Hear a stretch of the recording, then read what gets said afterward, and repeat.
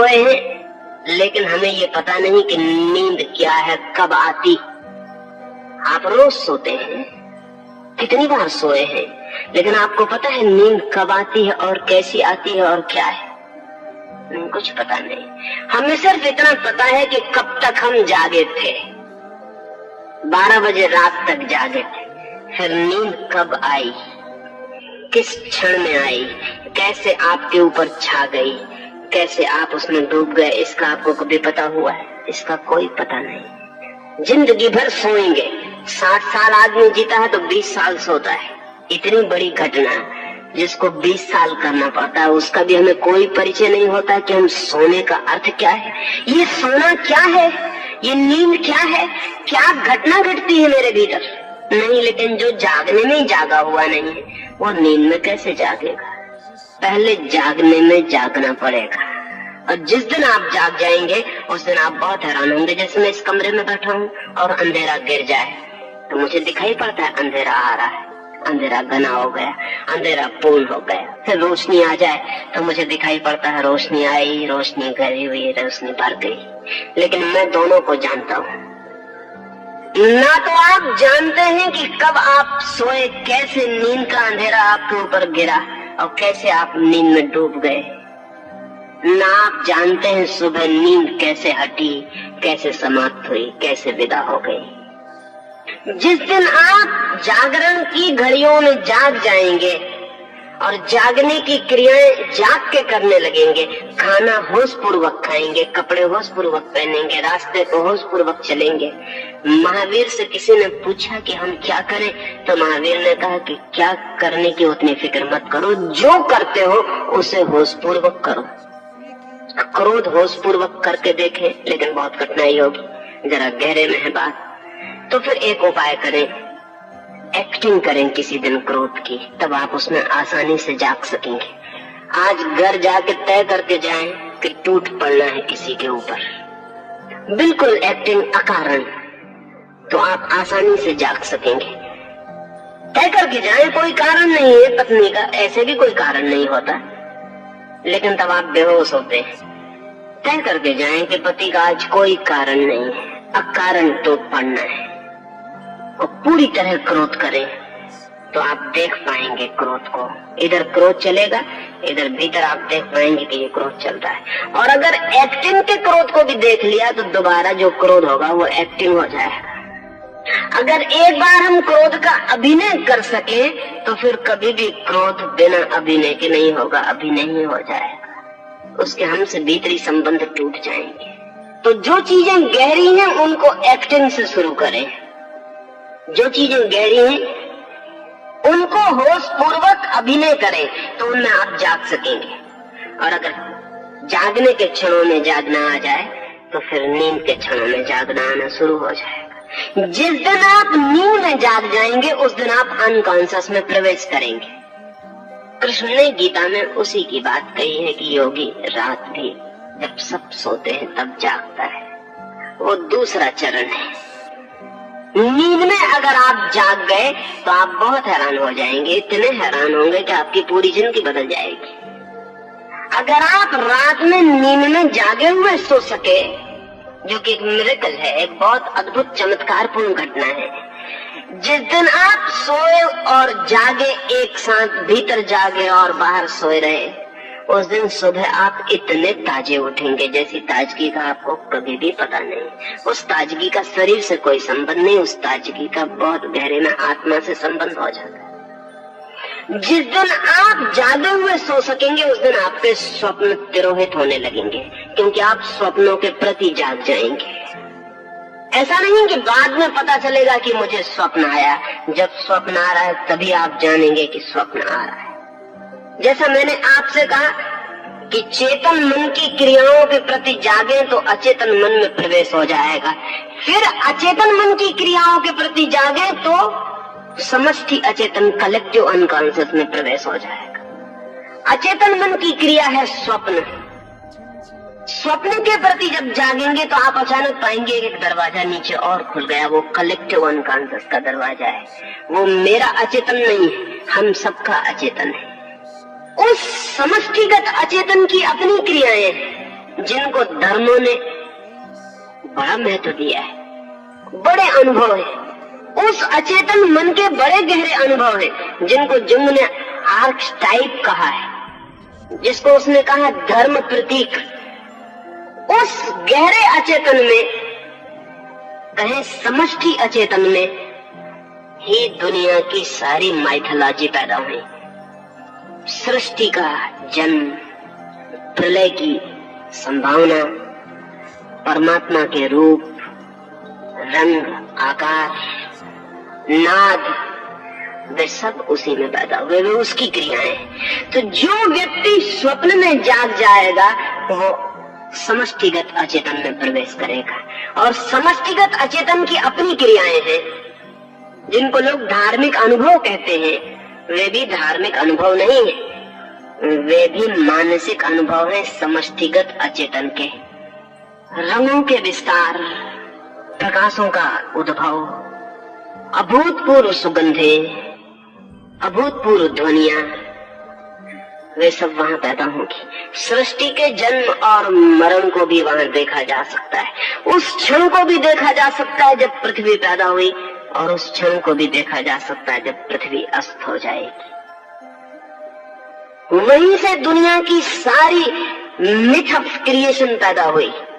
इसलिए बड़े मजे की बात है कि दुनिया की सृष्टि के जितने भी सिद्धांत पैदा हुए वे सब समान हैं, एक से, चाहे ईसाई हो, चाहे मुसलमान हो, चाहे हिंदू हो, इससे बहुत फर्क नहीं पड़ा, शब्दों के फर्क पड़े। उसी क्षण में, उस चेतना की उस अवस्था में ही बहुत सी बातें जानी गई जो सारी दुनिया में समान है।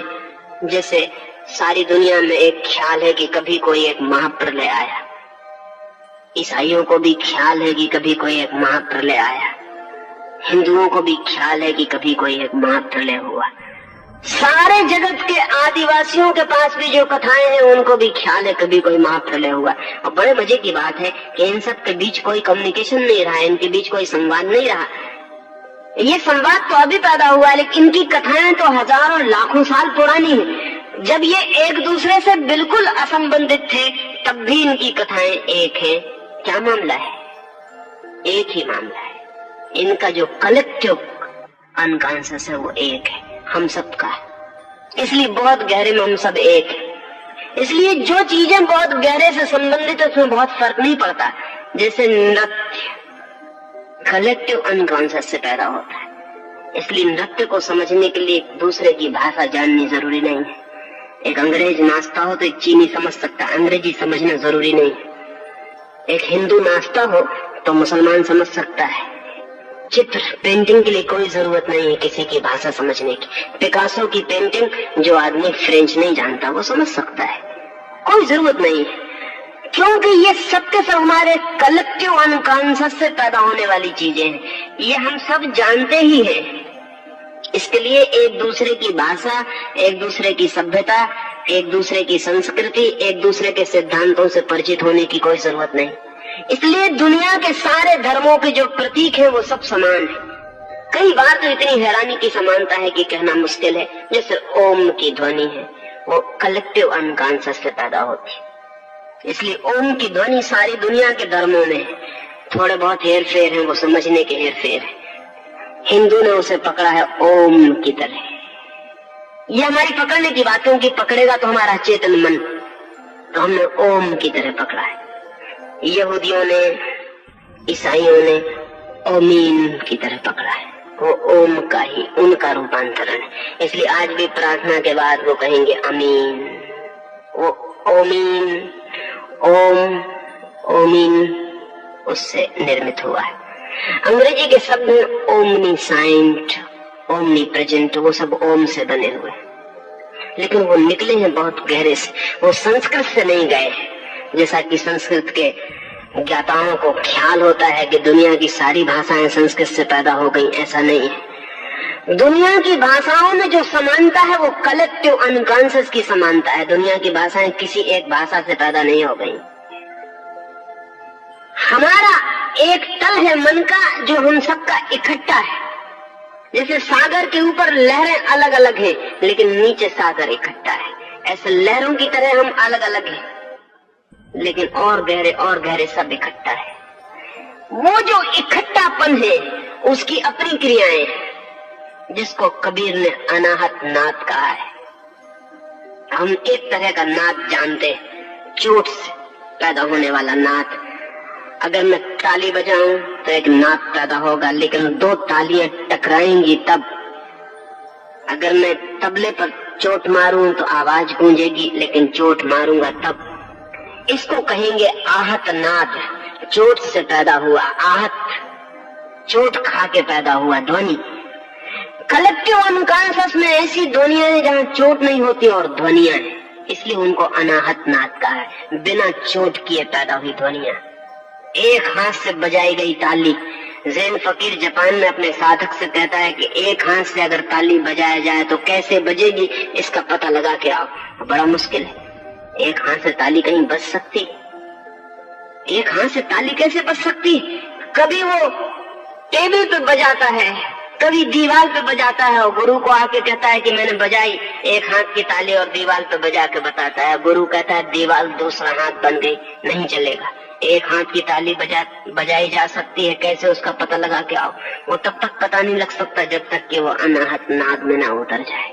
वो उसी में उतारने के लिए कह रहा है कि एक हाथ की ताली कैसे बजती है, इसको खोजो। कलेक्टिव अनकॉन्शियस की जो क्रियाएं हैं, अगर हम उनके प्रति जाग जाएं तो हम कॉस्मिक अनकॉन्शियस में उतर जाते हैं, तब हम ब्रह्म अचेतन में उतर जाते हैं, जिसको इस मुल्क में प्रकृति कहा गया है। प्रकृति शब्द को समझ लेना उचित होगा। प्रकृति का मतलब होता है, प्रकृति का मतलब होता है जब सब बना उसके पहले भी जो था, कृति के भी जो पहले है। प्री क्रिएशन, अगर अंग्रेजी में बनाए शब्द तो बनेगा प्री क्रिएशन। सृष्टि के भी पहले से जो है, जिससे सब पैदा हुआ, जो पैदा होने के पहले भी था, उसको कहते हैं प्रकृति। वो जो कॉस्मिक अनकॉन्शियस है वो प्रकृति है, उससे ही सब आया। अब इसको ऐसा समझ ले, चेतन मन मेरा है, अचेतन मन भी मेरा है, लेकिन कलेक्टिव अनकॉन्शियस हमारा है, वो मेरा नहीं है, वो आपका नहीं है, वो हमारा है। कॉस्मिक अनकॉन्शियस हमारा भी नहीं है, सबका है। उसमें पत्थर भी सम्मिलित है, पक्षी भी सम्मिलित है, नदी भी सम्मिलित है, पहाड़ भी सम्मिलित है। वो प्रकृति है। वहां जो उतर जाए उसके आगे उतरने को नहीं रह जाता, वो बॉटमलेस अबिस है, उसके नीचे फिर उतरने का कोई उपाय नहीं, वो शून्य खाई है। इस उतरने की प्रक्रिया है अप्रमाद। जहां आप हैं वहीं जागना शुरू करें। जिस दिन आप वहां जाग जाएंगे, आपको नीचे के दरवाजे की कुंजी मिल जाएगी, फिर वहां जागना शुरू करें और नीचे की कुंजी मिल जाएगी, और एक दूसरी प्रक्रिया पूरे समय साथ चलेगी। जब तक आप चेतन में हैं, तब तक आप सुपर कॉन्शियस में, अति चेतन में नहीं जा सकते, ऊपर नहीं बढ़ सकते। आपकी जड़ों को अनकॉन्शियस में उतरना पड़ेगा। जिस दिन आपकी जड़ें अचेतन में उतर जाएंगी, उसी दिन आपकी शाखाएं सुपर कॉन्शियस में फैल जाएंगी, ऊपर उठ जाएंगी। फ्रायड और जुंग सुपर कॉन्शियस में नहीं पहुंच पाते, क्योंकि वे अनुमान कर रहे हैं, इसलिए वे अनकॉन्शियस, कलेक्टिव अनकॉन्शियस, इनकी तो बात करते हैं नीचे की, ऊपर की उनके पास कोई कल्पना नहीं है। लेकिन ये जगत सदा एक संतुलन है। यहाँ जितने नीचे जाने का उपाय है, उतना ही ऊपर जाने का उपाय है। असल में नीचे का अस्तित्व भी नहीं हो सकता अगर ऊपर का अस्तित्व ना हो। ऊपर का और नीचे का अस्तित्व एक साथ ही हो सकता है। अगर बायां ना हो तो दायां नहीं हो सकता, कि हो सकता है? अगर दायां है तो बाएं का अस्तित्व जरूर होगा, चाहे पता हो चाहे ना हो। क्या नीचे का अस्तित्व हो सकता है ऊपर के बिना? फिर उसे नीचे कैसे कहिएगा? नीचे का कोई अस्तित्व नहीं हो सकता ऊपर के बिना। क्या दुख का अस्तित्व हो सकता है सुख के बिना? फिर उसे दुख कैसे कहिएगा? दुख का कोई अस्तित्व नहीं हो सकता सुख के बिना। जिंदगी सदा ही दोहरी है, जितना नीचे है उतना ऊपर है, जो जो नीचे है वही वही ऊपर भी है। फर्क इतना ही है कि नीचे अंडरग्राउंड है, अंधेरे में है, ऊपर खुले आकाश में, सूरज की रोशनी में। जितने नीचे उतरेंगे उतना अंधेरा बढ़ता जाएगा, और जो कॉस्मिक अनकॉन्शियस से प्रकृति है वो पूर्ण अंधकार है, विराट अंधकार है, अंधकार ही अंधकार है। जितने ऊपर बढ़िएगा उतना प्रकाश बढ़ता जाएगा। और वो जो कॉस्मिक कॉन्शियस है ब्रह्म, वो पूर्ण प्रकाश है, प्रकाश ही प्रकाश है। लेकिन ऊपर जाने का रास्ता नीचे होके जाता है। The peak is to be achieved via the abyss. वो जो नीचे खाई है उसके द्वारा चोटी पर पहुंचा जाता है। यही सबसे बड़ी साधना की कठिनाई है। यही समझना सबसे ज्यादा कठिन हो जाता है कि ऊपर जाने के लिए नीचे जाना पड़ेगा। हम सोचते हैं सीधे ऊपर चले जाएं, लेकिन सीधे हम ऊपर नहीं जा सकते। अगर हम सीधे ऊपर जाएंगे तो स्पेकुलेशन शुरू हो जाएगा। फिर हम ऊपर का दर्शन बना लेंगे, super conscious, collective conscious, cosmic conscious. इसके हम सिद्धांत बना सकते हैं, लेकिन ये सिद्धांत सिर्फ सिद्धांत होंगे, वैचारिक। जो सीधा ऊपर जाएगा वो फिलसफी में चला जाएगा, दर्शन में चला जाएगा, धर्म में नहीं जा सकेगा। जिसे धर्म के अनुभव में जाना है उसे पहले नीचे उतरना पड़ेगा। ये बड़े मजे की बात है। जिसे संत होना हो उसे बहुत गहरे अर्थों में पापी होना पड़ता है, और जो व्यक्ति गहरे अर्थों में पापी होने से बच गया वो गहरे अर्थों में संत नहीं हो सकता। ये लगती बहुत अजीब सी बात है, लेकिन ऐसा ही है, ये तथ्य है, इससे कोई उपाय नहीं। इसलिए अक्सर ऐसा हो जाता है कि बड़े पापी एकदम से बड़े संत हो जाते हैं और छोटे पापी छोटे ही पापी बने रहते हैं। क्योंकि जो भी जगत में ट्रांसफॉर्मेशन है, रूपांतरण है, वो सदा गहराइयों से आते हैं। नीचे उतरना जरूरी है ऊपर जाने के लिए। नीचे का एक वचन आपसे कहूं, नीचे ने कहा है कि जिस वृक्ष को आकाश छूना हो उस वृक्ष को अपनी जड़ें पाताल तक पहुंचाने की हिम्मत जुटानी पड़ती। बहुत घबराने वाली बात है नीचे उतरना, क्योंकि वहां अंधकार है। जब आप चेतन से अचेतन में उतरेंगे तो बहुत अंधकार में उतर जाएंगे।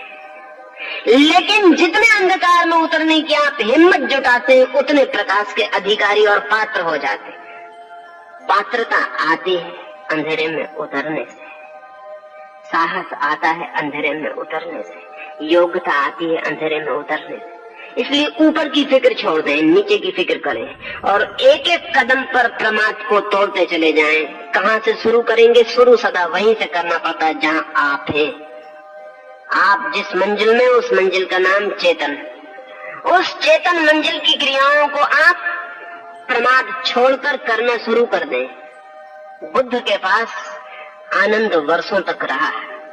एक दिन उसने पूछा कि बड़ी मुसीबत मालूम पड़ती है, कभी कभी रात मुझे नींद नहीं आती तो मैं आपको देखता रहता हूँ। आप जिस करवट सोते हैं उसी करवट सोए रहते हैं, हाथ भी नहीं हिलाते, पैर भी नहीं बदलते। जिस आसन में, जिस व्यवस्था में सांझ सिर रखते हैं वैसा ही रात भर रखे रहते हैं। हैरानी होती है, मुझे तो बहुत करवट बदलनी पड़ती, मुझे तो बहुत हाथ पैर हिलाना पड़ता है। बुद्ध ने कहा तुझे पता रहता है कि तू हाथ पैर हिला रहा है, करवट बदल रहा है? आनंद का कुछ पता नहीं रहता, सुबह पता चलता है कि जैसा सोया था वैसा नहीं सोया हूँ, सिर कहीं था कहीं पहुंच गया। नींद में कैसे पता चल सकता है? बुद्ध ने कहा मैं जानता हुआ सोता हूँ, मैं जानता हुआ ही सोया रहता हूँ। जहाँ हाथ रखा था वहीं हाथ रहता, जब तक मैं न हटाऊं। हाथ अपने से हट जाए तो मेरी मालकियत गई, फिर मैं मालिक न रहा। तो आनंद ने कहा क्या आप रात में भी जागे हुए सोते हैं? बुद्ध ने कहा कि निश्चित ही, क्योंकि मैं दिन में जागा हुआ जागता हूँ इसलिए रात में जागा हुआ सोने का अधिकारी हो गए। जब तक आप दिन में सोए हुए जागेंगे तब तक तो संभावना नहीं है कि आप जागे हुए सो सके। जब जागने में सोए रहते हैं तब सोने में तो सोए ही रहेंगे। जागने में जागना शुरू करना पड़ेगा, वहीं से प्रमाद तोड़े। महावीर अपने भिक्षुओं को निरंतर कहते थे विवेक से उठो, विवेक से चलो, विवेक से बैठो। इसका मतलब क्या था? शायद अनेक उनके साधु यही समझते हैं कि विवेक से उठने का मतलब, विवेक से बैठने का मतलब जो महावीर के साधुओं ने समझा है वो महावीर का ख्याल नहीं है। महावीर के साधु समझते हैं विवेक से चलो, इसका मतलब है कि किसी की बिछाए हुए बिस्तर पे पैर मत रखना, किसी के बिछाए हुए गलीचे पे मत चलना, सूखी जमीन में चलना, गीली जमीन में मत चलना। विवेक से खाओ तो साधु महावीर का हजारों साल से समझ रहा है कि ये खाना और ये मत खाना। विवेक का मतलब लोगों ने समझा है डिस्क्रिमिनेशन, विवेक का ये मतलब नहीं है महावीर का। महावीर का विवेक से मतलब है होश, महावीर का विवेक से मतलब है अवेयरनेस, डिस्क्रिमिनेशन नहीं। क्योंकि जहाँ अवेयरनेस है वहां तो डिस्क्रिमिनेशन अपने आप आ जाता है छाया की तरह, लेकिन जहाँ डिस्क्रिमिनेशन है वहां अवेयरनेस नहीं आने की जरूरत है, कोई जरूरत नहीं। महावीर कहते हैं विवेक से चलो, उसका मतलब है जानते हुए चलो, होश से चलो कि तुम चल रहे हो। अब इस होश में ये सब आ जाएगा, जो गलत है वो नहीं होगा, क्योंकि होश पूर्वक किसी ने कभी कोई गलत काम नहीं किया, कर नहीं सकता। होश पूर्वक जो भी किया जाता है वो सदा ठीक है। होश पूर्वक पुण्य नहीं किया जा सकता, होश पूर्वक पाप नहीं किया जा सकता। इसलिए महावीर जब कहते हैं होश पूर्वक खाओ, तो उसका मतलब ये नहीं कि ये खाओ और ये मत खाओ, उसका मतलब है होश पूर्वक खाओ, खाने की क्रिया होश पूर्वक हो। उसमें ये तो आ ही जाता है कि क्या छोड़ो क्या न छोड़ो, वो छूट ही जाएगा। उसे छोड़ने के लिए अलग से नियम, अलग से व्यवस्था बनाने की जरूरत नहीं है। और जो आदमी अलग से नियम बनाता है वो बता रहा है कि उसका होश अभी नहीं जगा। मैं जाके कसम खाता हूँ मंदिर में कि मैं दरवाजे से ही निकलूंगा, कभी दीवार से नहीं निकलूंगा। तो लोग कहेंगे आप अंधे तो नहीं है, क्योंकि ये कसम सिर्फ अंधे ही खा सकते हैं। और ध्यान रहे, अंधा कितनी ही कसम खाए कभी न कभी दीवार से टकराएगा ही। अंधे के बस के बाहर है कसम को पूरा करना। और आंख वाला आदमी कभी कसम नहीं खाता कि मैं दरवाजे से निकलूंगा, दीवार से ना निकलूंगा। आंख वाला आदमी दरवाजे से निकलता है और दीवार से नहीं निकलता है, क्योंकि आंख होने का मतलब यह है कि वो बताती है कि दीवार से सिर्फ फूट जाएगा और दरवाजे से रास्ता है, दीवार से रास्ता नहीं है। जो विवेक से जीता है वो गलत को नहीं करता, गलत को नहीं करने की कसम कभी नहीं खाता। और जो आदमी गलत को ना करने की कसम खाता हो, जान लेना कि उसे अबे विवेक का कोई पता नहीं चला, वो अंधा आदमी। व्रत सिर्फ अंधे लेते हैं, आंख वाले लोग व्रत नहीं लेते। आंख वाले लोग जिस ढंग से जीते हैं वो व्रत है, व्रत लिया नहीं जाता। लेकिन हम सब मंदिरों में व्रत ले रहे हैं, हम कसमें खा रहे हैं कि मैं 1 साल ऐसा करूंगा, ऐसा नहीं खाऊंगा, ऐसा नहीं पीऊंगा। इसका मतलब ये है कि आपका चित्त तो पीना चाहता है, आपका चित्त तो खाना चाहता है। उस चित्त को रोकने के लिए आप उल्टी कसम खा रहे हैं, मंदिर में खा रहे हैं जिसमें भगवान का थोड़ा डर रहे, लोगों के सामने खा रहे हैं कि लोग जरा देखते रहें कि तुमने कहा था कि सिगरेट नहीं पिएंगे, अब तुम पी रहे हो। साधु के सामने कसम खा रहे हैं कि जरा बह रहे कि साधु को वचन दिया है तो पूरा करें। लेकिन एक बात पक्की है कि सिगरेट पीने की इच्छा भीतर मौजूद है, वो आदमी होश में नहीं है, इसलिए वो कसम खा रहा है। कसम किसके खिलाफ खाई जाती है? अपने खिलाफ। और अपने खिलाफ खाई गई कसमों को पालना बहुत मुश्किल है, और अगर पाल भी ली जाए तो उनसे कोई हित नहीं है, सिर्फ डेडनिंग, सिर्फ व्यक्तित्व की संवेदना छीन होती है और कुछ भी नहीं होता। नहीं, महावीर जब कहते हैं विवेक से चलो तो उसका मतलब है चलने की क्रिया होश पूर्वक हो, अप्रमादी हो, प्रमाद में ना हो, मूर्छित ना हो। पैर उठे तो जानो कि उठा, जमीन पे गिरे तो जानो कि गिरा, सिर घूमे तो जानो कि घूमा, बैठ रहे हो तो जानो कि बैठ रहे हो। कोई भी क्रिया बेहोशी में न हो जाए। इसलिए महावीर से जब किसी ने पूछा कि आप साधु किसको कहते हैं, तो महावीर ने ये नहीं कहा कि जो मुंह पे पट्टी बांधता है उसको मैं साधु कहता हूँ। अगर महावीर ऐसा कहते तो 2 कौड़ी के आदमी हो जाते। मुंह पट्टी की जितनी कीमत है उतनी ही कीमत होती। महावीर ने ऐसा नहीं कहा कि जो नंगा रहता है उसको मैं साधु कहता हूँ। अगर वो ऐसा कहते तो बड़े नासमझ सिद्ध होते, और जो जानने वाले थे वो अनंत समय तक उन पे हंसते। नहीं, महावीर ने जो जवाब दिया बहुत अद्भुत था। महावीर ने कहा जो जागा हुआ है उसे मैं साधु कहता हूँ। असुप्ता मुनि, जो सोया हुआ नहीं है उसे मैं मुनि कहता हूँ। बड़ी अद्भुत परिभाषा महावीर ने दी। जो सोया हुआ नहीं, असुप्ता मुनि, नहीं सोया है जो, उसे मैं साधु कहता हूँ। पूछने वाले ने पूछा आप असाधु किसे कहते हैं? महावीर को कहना चाहिए था जो शराब पीता है, लेकिन ऐसा लगता है कि महावीर का शराब खानों से कोई संबंध नहीं था। जिनका शराब खानों से संबंध होता है वो यही समझाए चले जाते हैं। जो शराब नहीं पीता, मांस नहीं खाता, महावीर का दिखता है किसी बूचर खाने से कोई संबंध नहीं था। जिनका होता है वो यही समझाए चले जाते हैं कि जो मांस नहीं खाता वो साधु, सिगरेट नहीं पीता वो साधु, ये करता है ये नहीं करता। महावीर ने कहा सुत्ता अमुनि जो सोया हुआ जीता है वो असाधु है। बड़ी हिम्मत की, बड़ी गहरी, बड़ी समझ की बात है। सिर्फ एक छोटे से सूत्र पर सब कुछ निर्भर होता है। आप जाग कर जी रहे हैं या सो कर जी रहे हैं। अगर आप जाग के जी रहे हैं आपकी जिंदगी में साधुता उतर आएगी। अगर आप सो के जी रहे हैं आपकी जिंदगी में असाधुता के सिवाय और कुछ भी नहीं हो सकता। आप सोए सोए भी साधु बन सकते हैं, वो बना हुआ साधु होगा। और बने हुए साधु असाधुओं से भी बदतर हालत में हो जाते, क्योंकि उनको ये भ्रम पैदा हो जाता है कि वो साधु है। और जब असाधु को ये भ्रम पैदा हो जाए कि वो साधु है, तब जन्म जन्म लग जाएंगे इस भ्रम से छूटने में। अप्रमाद साधना का सूत्र है। अप्रमाद साधना है। 4 दिन जो बात मैंने आपसे की, अहिंसा वो परिणाम है, हिंसा स्थिति, अपरिग्रह वो परिणाम है, परिग्रह स्थिति है, अचौरी वो परिणाम है, चौरी चोरी स्थिति, अकाम वो परिणाम है, काम वासना कामना स्थिति है। इस स्थिति को परिणाम तक बदलने के बीच जो सूत्र है वो है अप्रमाद, अवेयरनेस, रिमेम्बरिंग, स्मरण। प्रत्येक क्रिया स्मरण पूर्वक हो और प्रत्येक क्रिया होश पूर्वक हो। और एक भी क्रिया ऐसी न हो जो कि बेहोशी में हो रही, तो बस आपकी धर्म यात्रा शुरू हो जाती, आप नीचे उतरने लगेंगे। और सूत्र वही रहेगा। जब नीचे के दूसरे खंड में पहुंचेंगे तब उसकी क्रियाओं के प्रति फिर अप्रमाद। जब उसकी पूरी क्रियाओं के प्रति जाग जाएंगे तो और नीचे पहुंचेंगे उसके प्रति अप्रमाद। और जितने नीचे पहुंचेंगे उतने ऊपर पहुंचते चले जाएंगे। जिस दिन कोई अपने पाताल की आखिरी परत को छू लेता है, उसी दिन अपनी आत्मा की आखिरी अमृत की परत उसे उपलब्ध हो जाती है।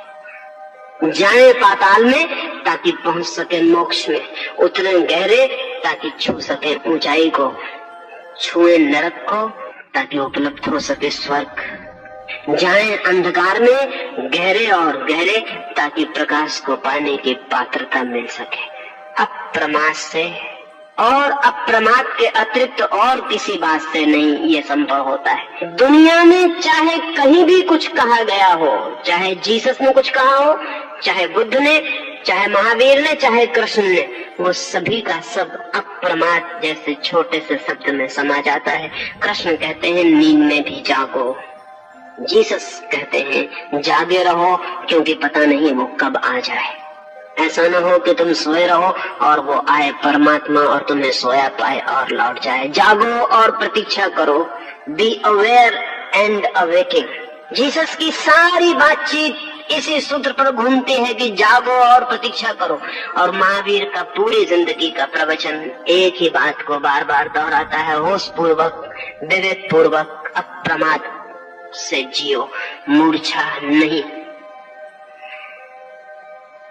2-3 सूत्र और अपनी बात में पूरी करूं। पहला सूत्र, ठीक से समझ लेना कि आप सोए हुए हैं। समझाने की कोशिश मत करना अपने को कि मैं सोया हुआ नहीं। जस्टिफाई मत करना अपने को कि मैं सोया हुआ नहीं हूँ। मन कहेगा कि मैं और सोया हुआ, दूसरे सोए हुए होंगे, मैं जागा हुआ आदमी, मैं और सोया हुआ। शास्त्र पढ़ता हूँ, सोए हुए कैसे पढ़ सकता हूँ? आत्मा परमात्मा है ऐसा जानता हूँ, सोए हुए कैसे जान सकता हूँ? नहीं, मैं सोया हुआ नहीं, दूसरे सोए हुए। सोया हुआ आदमी सदा दूसरों को सोया हुआ टाल के अपने को जागा हुआ मान लेता है। ये नींद को बचाने का उपाय है, इस सेफ्टी मेजर है नींद का। और नींद के अपने उपाय हैं बचने के, ध्यान रखना। नींद टूटने से बचना चाहती है, नींद सब तरह का इंतजाम करती है कि टूट न जाए। अगर आप रात भूखे सो गए हैं तो नींद अपने को बचाने के लिए भोजन देती है आपको सपने में।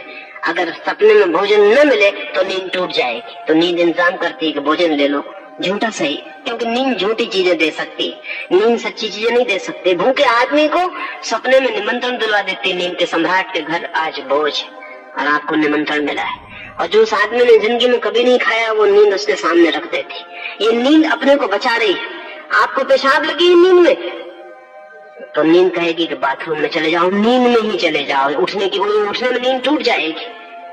आपने अलार्म भरा है 4 बजे उठने का, अलार्म की घंटी बजती, नींद कहती है घंटे नहीं, मंदिर का घंटा बज रहा, आराम से सो लो। नींद अपने सेफ्टी मेजर बनाए हुए है, नींद ने इंतजाम किया हुआ है कि टूट ना जाए।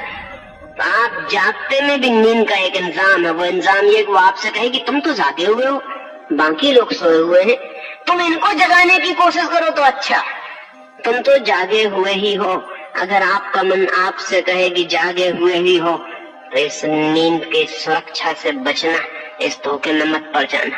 एक, जिस दिन पता चल जाए कि मैं सोया हुआ हूँ, एहसास हो जाए, और कल की कोई जरूरत नहीं है, अभी यही एहसास हो सकता है कि सोए हुए, तो फिर जागने का उपाय शुरू करना, छोटी छोटी क्रियाओं में जागना, और जो गहरी क्रियाएं हैं उनका अभिनय करके जागने की कोशिश करना।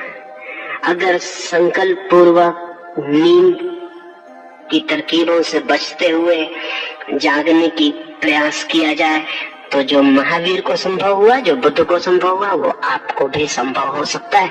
पोटेंशियली बीज रूप से आपकी वही संभावना है जो किसी की भी है, आप भी वही हो सकते हैं जो जगत में कोई भी कभी हुआ है।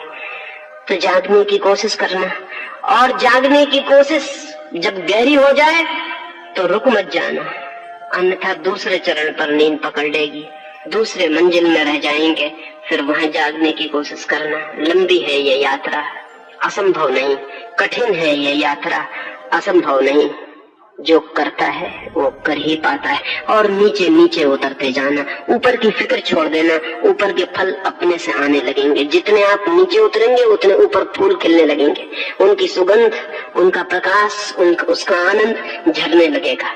जैसे जैसे नीचे जाएंगे वैसे वैसे ऊपर जाने लगेंगे। और जिस दिन कोई व्यक्ति अपनी गहराई से गहराई को छू लेता है, द अल्टीमेट डेप्थ, जिस दिन परम गहराई को छू लेता है उसी दिन परम ऊंचाई को छू लेता है। और जिस दिन दोनों छू लेता है उस दिन गहराई और ऊंचाई एक हो जाती हैं, दो नहीं रह जाती, उस दिन सब एक हो जाता है।